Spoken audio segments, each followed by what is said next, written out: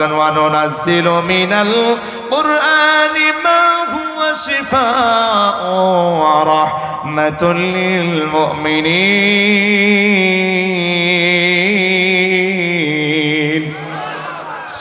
সূরা বানি ইসরাইল 15 নম্বর পারা 9 নম্বর পৃষ্ঠার 82 নম্বর আয়াতে কারিমা আল্লাহ রাব্বুল আলামিন বললেন ওয়ানুনাজ্জিলু মিনাল কোরআনে, যে কোরআন আমি আল্লাহ পাঠিয়েছি ও বান্দারা তোমরা জানো এই যে কোরআন আমি আল্লাহ পাঠাইলাম এই কোরআনটা হলো মা হুয়া শিফা, সমস্ত রোগের জন্য মহা ঔষধ। বলেন আল্লাহু আকবার।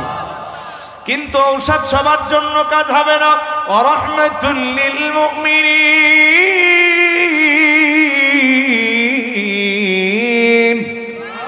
আল্লাহ পাক বলেন যারা মুমিন হবে তাদের জন্য এই রহমত কাজে লাগবে, ঔষধ কাজে লাগবে।